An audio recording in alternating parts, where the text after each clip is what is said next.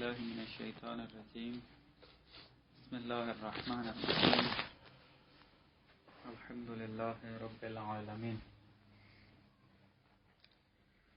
بات ہماری آج سے فصل سوم میں ہے کہ جو اس بات وجود خدا کے عنوان سے، یعنی اس فصل میں ہم نے براہین اس بات وجود خدا کے بارے میں بحث کرنی ہے۔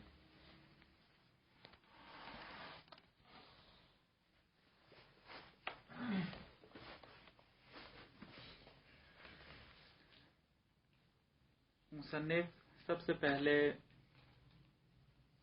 چند نکات کا تذکر دیتے ہیں، اس کے بعد اصل بات میں وارد ہوتے ہیں۔ پر ضروری ہے ہم بھی ان بعض نکات کو جو انہوں نے عرض کیے ہیں تھوڑی بہت توضیح دے دیں تاکہ مطلب واضح ہو، مطالعے میں دقت پیش نہ آئے۔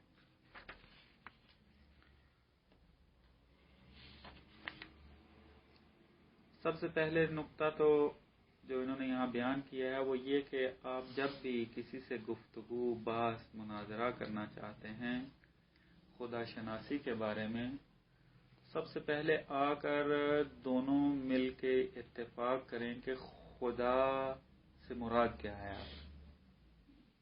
خدا کا معنی کیا ہے، اس کے اوپر متفق ہوں، کیونکہ اگر خدا کے معنی پر یہ متفق نہ ہوئے تو پھر مناظرہ یا بحث ان چیزوں کا کوئی فائدہ بھی نہیں ہوگا۔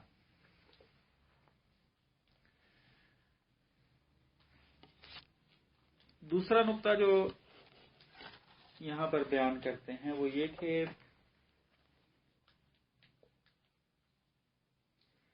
بعض دانشمند غربی ہوں یا شرقی، یعنی مسلمان مفکر یا غربی مفکر، بعض ان میں سے قائل ہیں کہ خداوند متعال کا اس بات بدیہی ہے، وجود خدا کا اس بات بدیہی ہے۔ منطق میں آپ نے پڑھا ہوگا اور ذہن میں ہوگا آپ کے بدیہی ہمارے پاس دو قسم کے مفہوم ہے، ایک بعض مطالب نظری ہوتے ہیں، بعض مطالب جو ہیں وہ بدیہی ہوتے ہیں۔ نظری استدلال کے محتاج ہیں، جب تک آپ برہان اقامہ نہیں کریں گے، دلیل لے کر نہیں آئیں گے، اس کو تصدیق آپ نہیں کر سکتے۔ لیکن بدیہی ان مطالب کو کہا جاتا ہے کہ جن کی تصدیق کرنے میں آپ استدلال کے محتاج نہیں ہیں۔ خداوند متعال کے وجود کے اس بات میں بعض مفکرین کا نظریہ یہ ہے کہ اس خدا کے وجود کا اس بات بدیہی ہے۔ اصلاً خدا کے وجود کے اس بات کے لیے برہان اقامہ کرنے کی کوئی ضرورت نہیں۔ ہمارے تشیع کے اندر علامہ طباطبائی بارز شخصیت ہیں اس نظریے کی، کیونکہ انہوں نے اپنی مختلف کتابوں میں خصوصاً الميزان کے اندر اور باقی اپنی کتب کے اندر جیسے اسفار کے اوپر جو تعلیق ہے ان کے، اس کے اوپر بھی اس بات کو بیان کیا ہے کہ خداوند متعال کا وجود بدیہی ہے، اس بات کا محتاج نہیں ہے، اس کے اوپر برہان و دلیل لانے کی ضرورت نہیں ہے۔ اور علامہ کا یہ دعویٰ ہے کہ آپ اول قرآن سے لے کر آخر قرآن تک تتبع کر کے دیکھ لیں، ایک آیت آپ کو ایسی نہیں ملے گی کہ جس کے اندر خدا نے اپنے وجود پر دلیل اقامہ کی ہو۔ ایک آیت نہیں ملے گی آپ کو کہ جس پر خدا نے اپنے وجود کو اس بات کرنے کے لیے برہان اقامہ کیا ہو، تاکہ اس آیت کے ذریعے یہ خود وجود اس بات خدا ہو جائے اس کے اندر۔ یہ علامہ کا ادعا ہے۔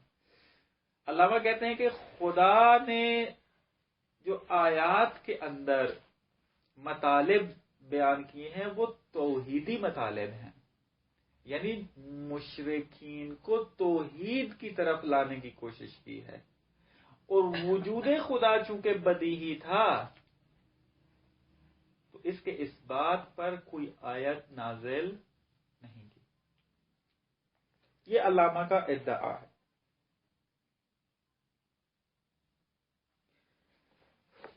بس پھر یہ جو ہم علم کلام کے اندر بحثیں پڑھتے ہیں اور براہین، برہان نظم و امکان و وجوب و مثلا یہ ہم اس کتاب کے اندر بھی فصل سوم جو شروع کیا ہے اس کے اندر جو براہین پڑھیں گے تو پھر یہ کیا ہوں گے، اس کو ہم کیا کریں؟ پھر اس کا علامہ جواب دیتے ہیں کہ یہ حقیقتاً براہین نہیں ہے، تنبیہات ہیں. کیونکہ آپ جب کسی بدیہی چیز کا کسی کو تذکر دیں گے تو وہ تنبیہ کہلاتا ہے، نہ برہان. مثلا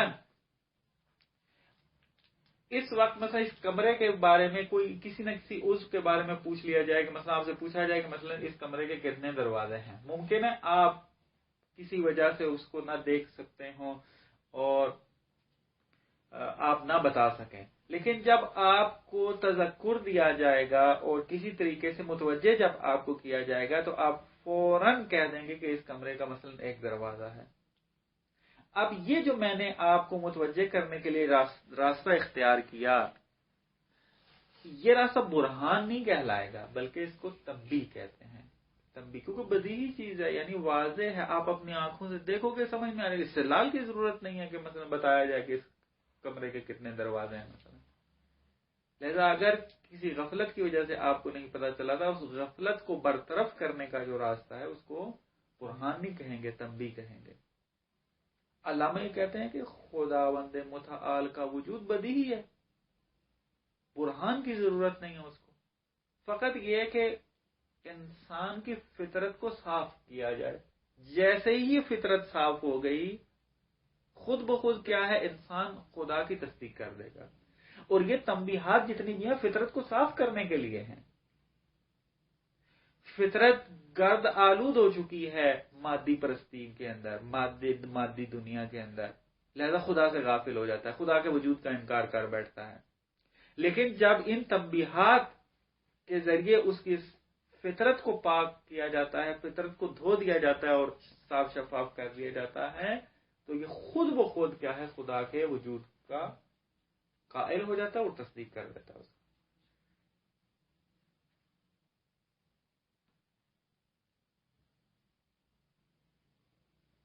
ایک مطلب جو انہوں نے یہاں پر بیان کیا وہ یہ تھا. اور اسی طرح کہتے ہیں اندیشمندان غربی جو ہیں وہ بھی خدا کے وجود کو بی نیاز از اس بات سمجھتے ہیں. ایک مطلب یہاں پہ جو ذکر کیا انہوں نے وہ یہ کہ ایک مسیحی دانشمند، مسیحی عالم، وہ کہتا ہے خدا کا وجود استدلال کا تو محتاج نہیں ہے لیکن بدیہی بھی نہیں ہے.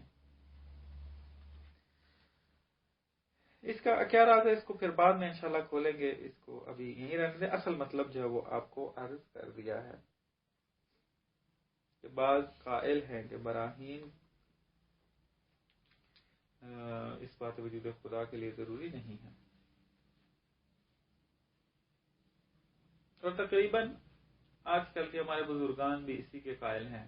اگر کوئی مثل آیت اللہ مصباح اگر قائل ہیں کہ اس قرآن کے اندر اس بات موجود ہے تو وہ بھی یہ نہیں کہتے کہ آیت اس بات کر رہی ہے، یعنی مقصود اولی آیت کا اس بات خدا ہے. نہ، وہ بھی یہ کہتے ہیں کہ مقصود اولی مطلب کچھ اور بیان ہو رہا ہے لیکن اس کے ضمن میں اس بات خدا بھی موجود ہے. مثلا ایک معروف ترین آیت جو اس فصل کے شروع میں بھی انہوں نے لکھی ہے، خدا خود فطری ہونے کی طرف اشارہ کر رہا ہے. اف اللہ شکن فاطر السماوات والارض. سوالیہ انداز، آیا خدا کے اندر شک ہے؟ شک کرتے ہو تو جو کہ خالق سماوات و ارض ہے. اب لطافت دیکھیں آیت کے اندر، یہ نہیں کہا اف اللہ شکن خالق السماوات والارض، بلکہ کیا کہا ہے، اف اللہ شکن فاطر السماوات والارض. یعنی آیت کا لحن بتا رہا ہے کہ خدا کے وجود کا اس بات ضروری نہیں ہے، بدیہی ہے. اپنی فطرت کی طرف رجوع کرو، سمجھ جاؤ گے کہ خدا ہے.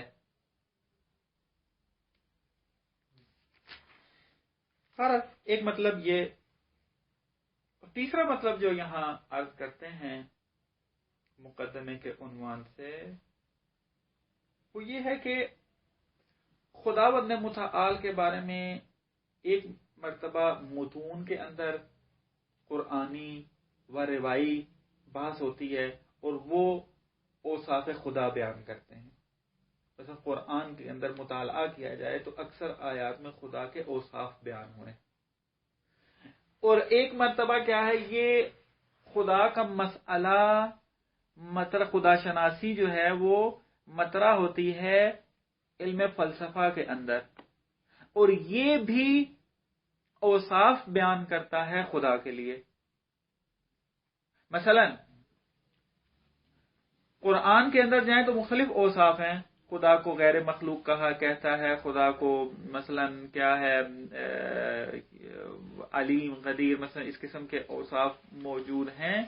لیکن جب آپ فلسفے کی طرف جاتے ہیں تو یہاں پر آپ کو بعض عناوین اور ملتے ہیں. مثلا فلسفہ خدا کو واجب الوجود کہتا ہے، فلسفہ خدا کو غیر معلول مانتا ہے. اس قسم کے اوصاف ذکر ہوتے ہیں. تو اب یہاں پر بات یہ ہے کہ جو خدا فلسفے کے اندر ذکر ہے، آیا وہی خدا دین خدا ہے؟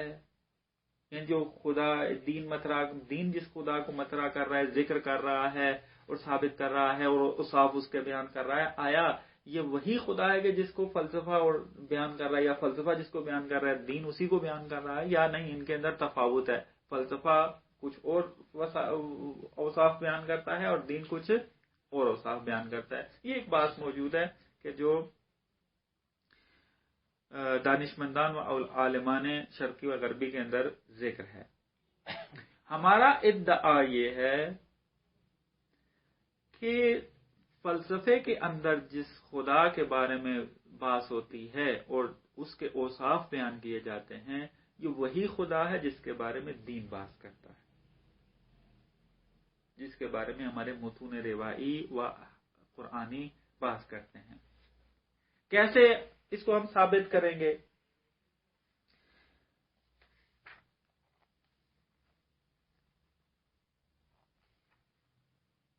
اس کو ثابت کرنے کے لیے ہمارے پاس ایک یہی طریقہ ہے کہ ہم آ کر دیکھیں کہ فلسفہ جب خدا کو واجب الوجود کہتا ہے تو اس سے کیا مراد ہے. تو اس سے مطلب واضح ہو جائے گا. واجب الوجود کہ جو فلسفہ یہ وصف ذکر کرتا ہے، وہ اس کا مطلب یہ ہے کہ خداوند متعال کسی بھی چیز کا محتاج نہیں ہے، سب کچھ اس کا اپنا ہے. یعنی دوسرے لفظوں میں کہ خدا کسی کا معلول نہیں ہے. یہ وجوب ذات کا مطلب ہے. اور غیر معلول کا دوسرا نام کیا ہے دین کے اندر؟ غیر مخلوق ہے. معلول فلسفے میں کہا جاتا ہے، اور اگر متون روائی کے اندر یا متون دینیا کے اندر آ جائیں تو اس میں مخلوق کہا جاتا ہے. مخلوق یعنی معلول. واجب الوجود یعنی غیر معلول، یعنی کسی کا معلول نہیں ہے، اپنی علت نہیں رکھتا، خود ہے سب کی علت، غیر معلول ہے. اور متون دینیا کے اندر غیر معلول کو کیا کہتے ہیں؟ غیر مخلوق کہتے ہیں. پس خدا کا ایک وصف جو دین کے اندر ذکر ہے وہ غیر مخلوق ہونا ہے، اور فلسفہ واجب الوجود کے ذریعے بیان کر رہا ہے کہ خدا غیر مخلوق ہے. معلوم ہوا کہ جس خدا کے بارے میں فلسفہ بات کر رہا ہے، نقل بھی اسی کے چیز کے بارے میں بات کر رہا ہے، دین بھی اسی کے بارے میں بات کر رہا ہے.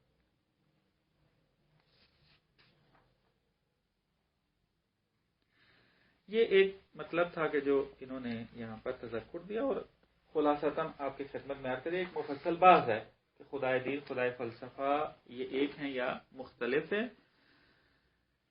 یہ ایک طولانی بات ہے، لیکن یہاں پہ چونکہ انہوں نے مختصر اشارہ کیا ہے اور میں نے بھی مختصر اشارہ ہی کافی سمجھا ہے اس کے اندر. اور جو ایک تذکر جو دوسرا یہ دیتے ہیں کہ جو کہتے ہیں کہ نہ خدا دین اور خدا فلسفہ کے درمیان اختلاف ہے، وہ بھی یوں نہیں کہتے کہ کاملاً 100% جدا ہیں، یعنی اس کا اس کے ساتھ کوئی تعلق نہیں ہے، اس کا اس کے ساتھ تعلق نہیں ہے نا، بلکہ وہ کہتے ہیں کہ جو فلسفہ خدا کے بارے میں جس خدا کے بارے میں فلسفہ بات کرتا ہے وہ کم رنگ ہے، وہ اتنا واضح نہیں ہے، کیونکہ جو اوصاف ذکر کیے جاتے ہیں اس سے اتنا واضح نہیں ہوتا، لیکن جن اوصاف کے ذریعے خدا کو دین مطرح کرتا ہے وہ پر رنگ ہے، مطلب واضح سمجھ میں آتا ہے سارا کچھ. یہ تقریباً مطلب تھا کہ جو انہوں نے یہاں پر ذکر کیا. اس کا کیا جواب ہوا جو نقطہ انہوں نے بیان کیا شروع میں کہ دین خدا سے کیا مراد ہے، خدا کی وہ جو جس سے آپ بات کریں گے آپ اس کو پہلے پوچھیں گے اس سے، یعنی آپ کسی بھی مسیحی کے پاس بیٹھ کے جو منکر خدا میں مسیحی سے ہی روشن فکر بار نکلے، کسی ملحد سے آپ بیٹھیں گے جا کر تو کیونکہ ہر بندے نے خدا کی ایک الگ تعریف بنائی ہوئی ہے، ٹھیک ہے، آپ سب سے پہلے اسے پوچھیں گے کہ خدا تمہارے بارے میں، یعنی تمہارا خدا کے بارے میں کیا نظریہ ہے، یعنی خدا کے بارے میں کیا تعریف ہے تمہاری، کیا حقیقت ذہن میں اپنے رکھی ہوئی ہے تم نے خدا کے بارے میں. تعریف جب مشخص ہو جائے گی پھر اس کے اس بات کی بات ہے. اب ممکن ہے آپ خدا کے اوپر بات کرنا شروع کر دیں، وہ جس خدا کا منکر ہو اس کے آپ بھی منکر ہو، کیونکہ جو وہ خدا کو مان رہا ہے آپ اس کو خدا نہیں مانتے ہیں، تو وہ بات کا فائدہ نہیں ہوگا. پہلے آگے مشخص ہو کہ خدا سے کیا مراد ہے، پھر اس کے بعد اگر اس کے اوپر استدلال اور یہ کام کریں اس میں وہ آپ کے مخاطب کے ساتھ سروکار رکھتا ہے کہ آپ مخاطب میں ہیں.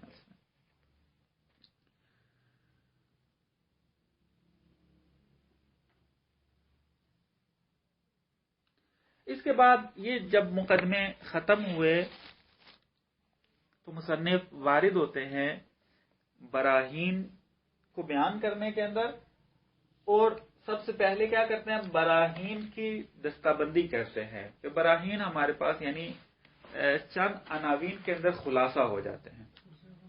نہیں ٹھیک میں بایا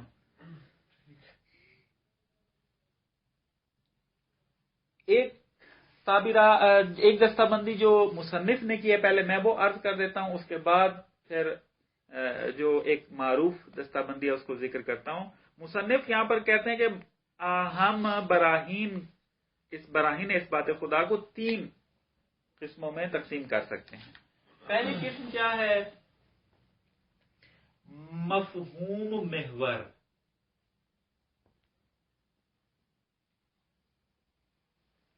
یعنی بعض براہین ایسے ہیں کہ جو مفہوم ہی سے خارج میں چلے جاتے ہیں، یعنی مفہوم کو تحلیل اس طریقے سے کرتے ہیں کہ اس کا نتیجہ یہ نکلتا ہے کہ یہ واقعیت کے جس کا یہ مفہوم ہے یہ خارج میں بھی ہے.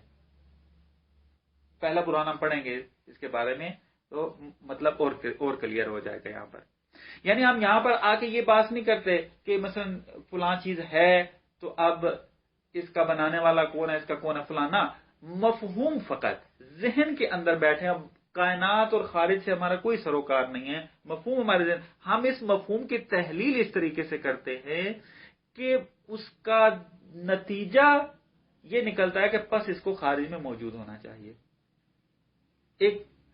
پس یہ چند براہین بنتے ہیں مفہوم محور. اور دوسری جو یہاں پر دستہ بندی کے اندر قسم بیان کی ہے یہاں پر وہ آ کر یہ بیان کرتے ہیں کہ بعض براہین ایسے ہیں کہ جو مصداق نامعین سے شروع ہوتے ہیں. مصداق نامعین سے شروع ہوتے ہیں. بعض ایسے براہین ہیں کہ جو مصداق نامعین سے شروع ہوتے ہیں، یعنی محور افعلی وہ کس کو قرار دیتے ہیں؟ اپنا مصداق نامعین کو. کیا مطلب مصداق نامعین؟ ہم پڑھیں گے اس کو مفصل جا کر.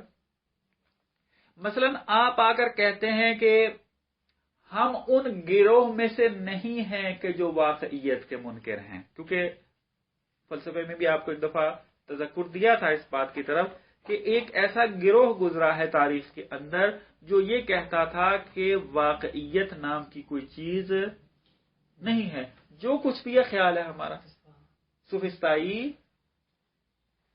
وہ یہ کہتے تھے کہ واقعیت اصلاً ہے ہی نہیں ہے، جو کچھ ہے سب خیال و وہم ہے۔ یہ والے براہین کے جو اس بات خدا کے لیے استعمال ہوتے ہیں، اس کے اندر ہم کیا کرتے ہیں، ہم ان کے مقابل میں آ کر کہتے ہیں کہ نہ تم واقعیت کے منکر ہو، ہم ان میں سے نہیں ہیں، بلکہ ہم واقعیت کے قائل ہیں کہ واقعیت ہے۔ اب یہ واقعیت واجب ہے یا ممکن، حادث ہے یا قدیم، خدا ہے یا مخلوق، اس سے ہمارا بھی سروکار نہیں ہے۔ ہم آپ کو یہاں سے شروع کرتے ہیں، سوفسطائیوں کو رد کرنے کے بعد جو چیز ثابت ہوتی ہے وہ یہ چیز ثابت ہوتی ہے کہ وہ خارج میں واقعیت ہے۔ بس جب سب مان جائیں گے کہ خارج میں واقعیت ہے تو اب یہاں سے ہم ان کو آگے لے کر جائیں گے کہ واقعیت اگر ہے تو پھر اس کی باقی مراحل کیسے طے ہوں گے، یہ ہم براہین میں جا کر پڑھیں گے۔ بس یہ مصداق نامعین ہے۔ کیوں نامعین ہے؟ کیونکہ مشخص نہیں کیا ابھی ہم نے کہ یہ واجب ہے یا ممکن، یہ جو واقعیت ہے سوفسطائیوں کے مقابلے میں جو واقعیت ہم نے ثابت کی ہے، حادث ہے یا قدیم، خالق ہے مخلوق، کیا ہے، اس کو ہم نے معین نہیں کیا۔ ہم نے کہا بس تم سوفسطائی جب رد ہو گئے تو اتنا تو تمہیں ماننا ہی پڑے گا کہ یہ کائنات ایک واقعیت رکھتی ہے، یا یہ اس خارج میں ایک واقعیت نام کی چیز ہے۔ جب واقعیت مان لی پھر اس کے بعد اگلے مراحل طے ہوں گے۔ بس مصنف فرماتے ہیں دوسرا دستہ کیا ہے، مصداق نامعین سے اپنے برہان کو شروع کرتا ہے، اور اس میں پھر کیا کون سا برہان آپ لے لیں، مثلا بیان ہوگا اس کے اندر، مثلا اب امکان و وجوب، برہان امکان و وجوب وہ اسی مصداق نامعین سے شروع کرتا ہے، یا میرے خیال میں برہان وجوب نہیں ہے، ہاں برہان امکان و وجوب بھی ہو سکتا ہے اس میں۔ تیسرا کیا ہے، مصداق معین سے شروع کرتا ہے، یعنی واقعیت کو ماننے کے بعد واقعیت کو مشخص بھی کر دیتا ہے۔ مثلا وہ کہتا ہے کہ تم سوفسطائی تو نہیں ہو، واقعیت کو مانتے ہو، جب واقعیت کو مانتے ہو تم واقعیت حد اقل تم تو واقعیت رکھتے ہو نا، رکھتا ہوں، تم واجب تو نہیں ہو، واجب نہیں ہے، بس کیا ہو، ممکن ہو، بس ممکن ہو، پھر تحلیل کر کے آ کے اس کو واجب تک پہنچا دیتا ہے۔ بس آپ نے کیا کیا، آپ نے برہان کو ایک واقعیت مشخص کرنے کے بعد شروع کیا، مطلب برہان و حدوث جو ہے، جو علم کلام کے اندر مطرح ہوتا ہے، وہ کیا ہے، مصداق معین سے شروع کرتا ہے۔ وہ کہتا ہے یہ عالم ہم دیکھ رہے ہیں، اور یہ عالم کیا ہے، حادث ہے، عالم پس واقعیت ہے، اس واقعیت کو معین کر دیا کہ یہ حادث ہے، پھر حادث سے ہم کیا کرتے ہیں، قدیم تک پہنچ جاتے ہیں۔ بس ہمارے پاس بعض براہین ایسے ہیں کہ جو مصداق معین سے شروع ہوتے ہیں۔ یہ ایک تقسیم بندی ہے کہ جو مصنف نے یہاں پر بیان کی ہے۔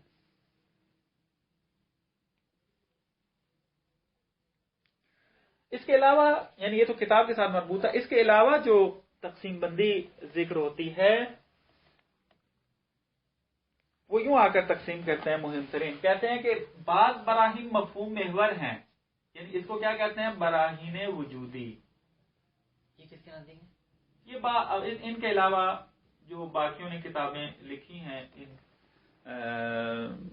براہین اس بات خدا کے اندر، وہ آ کر اس قسم کی تقسیم کرتے ہیں۔ مثلا اکثر کتابوں میں آپ یہ والے نام دیکھیں گے کہ بعض براہین کیا ہیں، وجودی ہیں، یعنی مفہوم محور ہیں۔ بعض براہین کیا ہیں،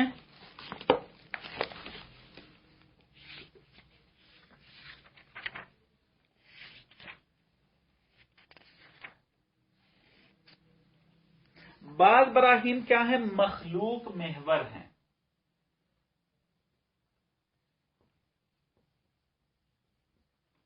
مخلوق محور ہیں، یعنی مخلوق سے اپنے برہان کو شروع کرتے ہیں۔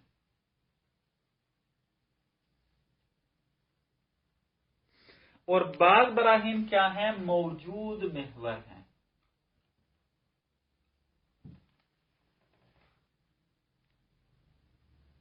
یہ موجود مخلوق ہے یا خالق اس سے سروکار نہیں ہے، وہی مصداق نامعین والی بات آ جاتی ہے، موجود محور ہیں۔ ایک یہ مثلا بعض اوقات آپ دیکھیں گے کہ بعض براہین کیا ہیں، وجود شناختی ہیں، مثلا اسی برہان وجودی کو آ جاتے ہیں، میں سے کہتے ہیں بعض براہین کیا ہیں، وجود شناختی ہیں، بعض براہین کیا ہے، غایت شناختی ہیں، جیسے برہان نظم ہے، غایت سے سروکار رکھتا ہے وہ، اور بعض کیا ہے مثلا آ کر کہتے ہیں وجود غایت شناختی ہیں اور وجود شناختی اور غایت شناختی آ جاتا ہے۔ اس کے بعد پھر ایک اور عنوان تھا ذہن سے نکل گیا،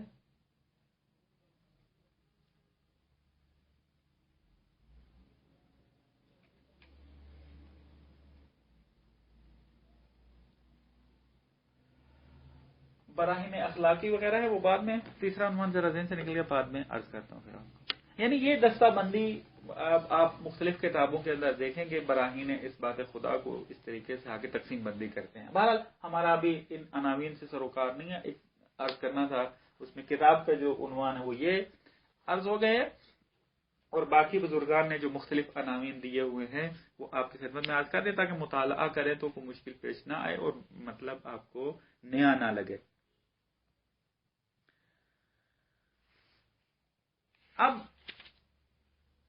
اس کے بعد مصنف وارد ہوتے ہیں برہان کے اندر۔ سب سے پہلا برہان جو یہاں پر ذکر کرتے ہیں وہ ہے برہان مفہوم محور، کہ جس کو برہان وجودی کے نام سے بھی یاد کیا جاتا ہے۔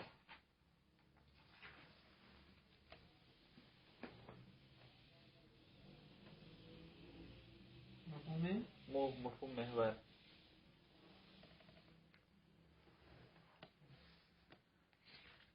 اس کو برہان وجودی بھی کہتے ہیں۔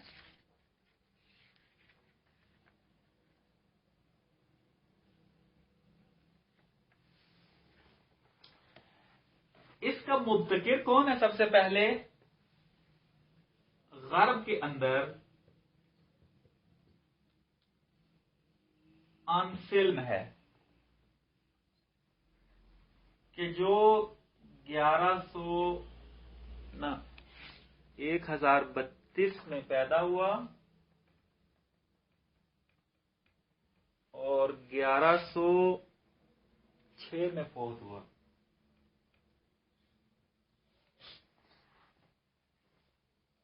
یعنی آج 2015 ہے، یہ 1036 میں 32 میں پیدا ہوا اور 1106 میں فوت ہوا، یعنی آج سے کتنے سال پرانا؟ کتنا؟ 900 سال۔ یہ تقریباً بنے گا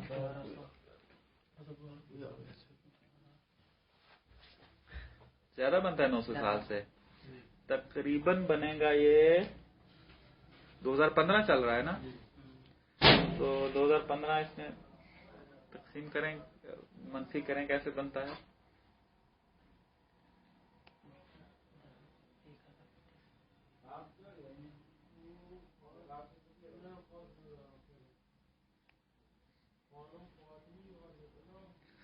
حدوداً آپ یوں کہہ سکتے ہیں کہ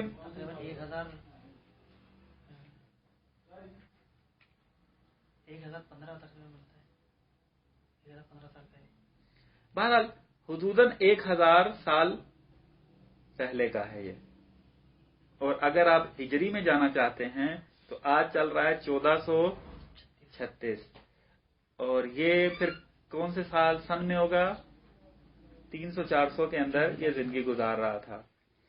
یعنی ہمارے خواجہ اپنا شیخ طوسی ہو، شیخ مفید ہو، تقریباً ان کے ہم اثر تقریباً بنے گا، یعنی قدیم ہے یہ برہان، یہ آنسلم جو ہے۔ اس کا برہان مفہوم محور کا غرب کے اندر جو مبتکر ہے وہ کون ہے؟ آنسلم ہے۔ یہ ایک دینی خانوادے کے اندر پیدا ہوا، اور اس کے بارے میں یہ ملتا بھی ہے کہ یہ اس نے کہا کہ میں خدا سے دعا کرتا تھا کہ خدا ایک ایسا برہان مجھے عطا کر کہ جس کے ذریعے میں سادے سے سادہ ترین انسان کو بھی خدا تک لے جا سکوں، خدا اس کے لیے ثابت کر سکوں۔ کہتے ہیں میری اس دعا کا نتیجہ ہے کہ خدا نے مجھے یہ برہان عطا کیا، اور اسی کے نام سے یہ برہان ثبت ہو گیا، برہان انسلم، یعنی برہان جو مفہوم محور ہے، جس کو برہان وجودی بھی کہتے ہیں، اس کو برہان انسلم بھی کہتے ہیں، کیونکہ انسلم مبتکر ہے اس کا۔ اور تقریباً جتنی بھی کتابیں اس وقت لکھی جا رہی ہیں اس بات وجود خدا کے اوپر، اس میں یہ برہان بہت اہمیت کا حامل ہے، اور سب سے پہلے یا اہمیت کے ساتھ ڈسکس ہوتا ہے، خصوصاً غرب کے اندر تو ابھی تک اس کے بارے میں مخالف و موافق موجود ہیں، اور بہت ہی اچھے انداز میں بحثیں موجود ہیں وہاں پر، اور ہمارے یہاں شرق کے اندر بھی موجود۔ مثلا آپ کتاب اگر جوادی عاملی کی تبیین اثبات براہین خدا، اس کو اٹھا کے دیکھیں، برہان انسلم اچھے طریقے سے تقریر بھی ہوا ہے اس میں، اسی طرح اگر جوادی عاملی کی، اور جتنی کتابیں اس وقت لکھی جا رہی ہیں تبیین براہین اثبات خدا، اگر جوادی عاملی کی اچھی کتاب ہے، اگر کبھی جیب اجازت دے تو لے کے مطالعہ کریں حتماً، یعنی کتاب بہت اچھی ہے۔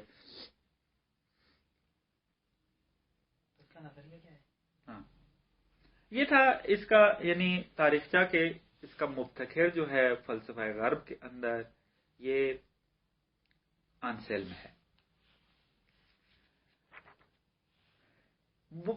برہان مفہوم محور کے اندر کیا ہوتا ہے، اس کے اندر وہ آ کر یوں بات کو شروع کرتے ہیں، کہتے ہیں دیکھیں ہم نے خدا کو ثابت کرنا ہے، خدا کے مختلف اوصاف ہیں، مثلا خدا واجب الوجود بھی ہے، خدا غیر معلول بھی ہے، مفہوم اس کے اوپر صرف کرتا ہے، یعنی مفہوم غیر معلول، مفہوم واجب الوجود، موجود نامتناہی بھی اس پر صرف کرتا ہے، کامل مطلق، قادر مطلق، حی مطلق، اس طریقے کے اوصاف جو ہیں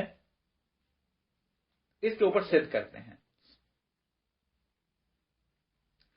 انسلم کہتا ہے کہ میں ان اوصاف میں سے ایک وصف لے کر تحلیل کرتا ہوں اس کے مفہوم کو، اور ثابت اس کے مفہوم ہی کی تحلیل کے ذریعے میں آپ کو اس کا وجود ثابت کر کے دیتا ہوں۔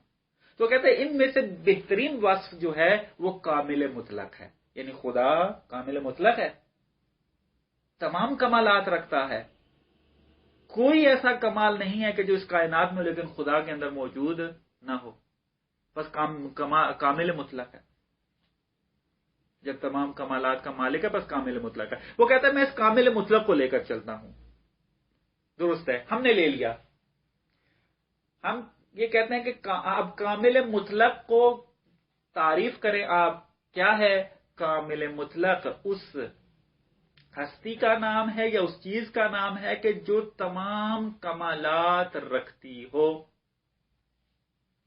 کوئی بھی کمال اس سے خالی نہ ہو، یہ کامل مطلق ہے۔ دقت کرنا ہے اس برہان کے اندر، تھوڑا آپ کو نیا دقیق لگے گا کیونکہ نیا ہے، پہلے مطلب آپ نے شاید نہیں پڑھا یہ۔ بس پہلا مقدمہ یہ لیتا ہے کہ کامل مطلق اس چیز کو کہتے ہیں کہ جو کیا ہے، تمام کمالات رکھتا ہے، اسی کو کامل مطلق کہتے ہیں۔ بس مفہوم کی تعریف یہ اس نے کر دی۔ اگلا مطلب جو انسلم بیان کرتا ہے وہ یہ کہ اگر ایک چیز ذہن میں موجود ہو لیکن خارج میں موجود نہ ہو، کیا آپ اس کو کامل مطلق کہہ سکتے ہیں؟ نہیں کہہ سکتے۔ کیوں؟ اس وجہ سے کہ خارج میں ہونا بھی ایک کمال ہے،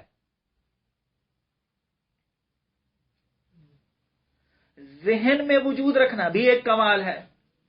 اگر آپ یہ کہتے ہو کہ کامل مطلق فقط ذہن کے اندر ہے، خارج میں نہیں ہے، تو اس کا مطلب کیا ہے؟ بس کامل مطلق نہیں ہے۔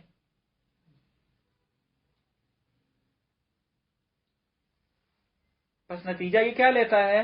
نتیجہ یہ لیتا ہے کہ کامل مطلق جس طریقے سے ذہن میں موجود ہے اسی طریقے سے اس کو کہاں ہونا چاہیے؟ خارج میں ہونا چاہیے. اگر کامل مطلق خارج میں وجود نہ رکھتا ہو تو تناقض لازم آئے گا.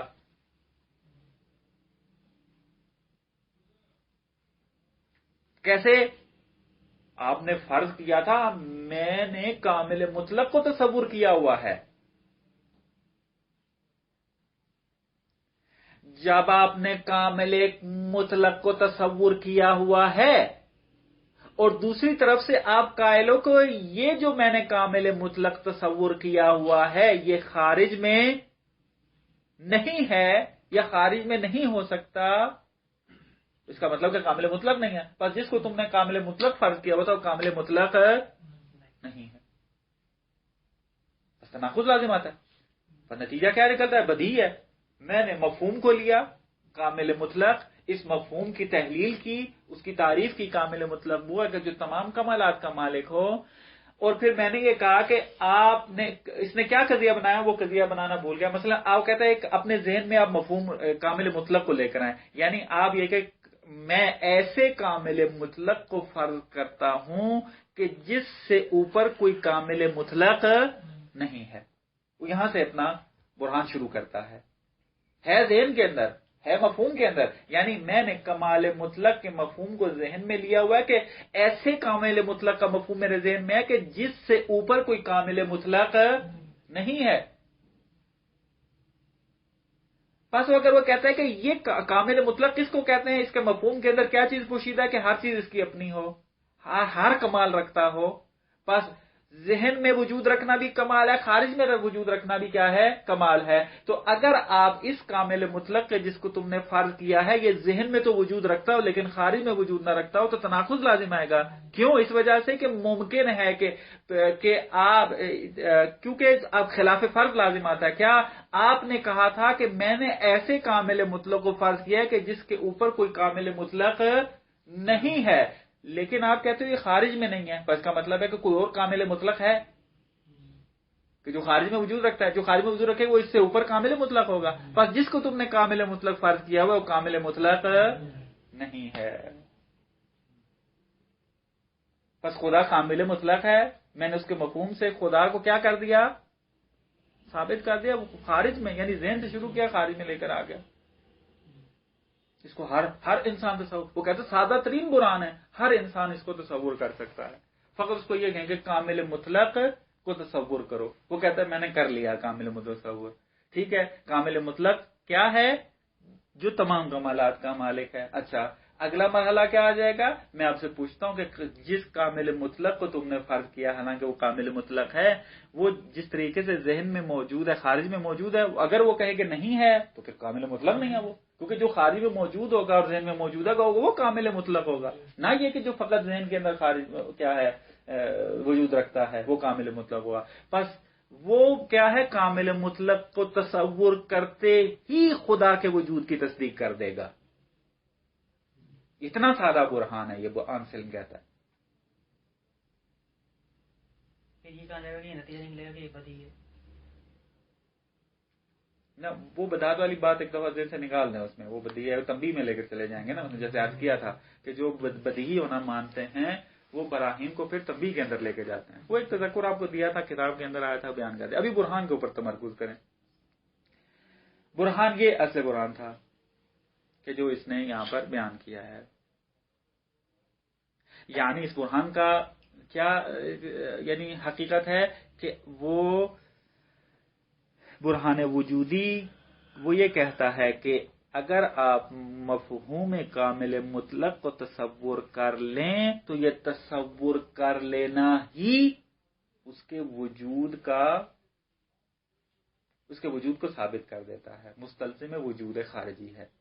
یعنی کامل مطلق کو تصور کرنا یہ مستلزم ہے وجود خارجی کا، اس کامل مطلق کو جس کو آپ نے ذہن میں فرض کیا ہوا ہے. بات ہوئی ہے؟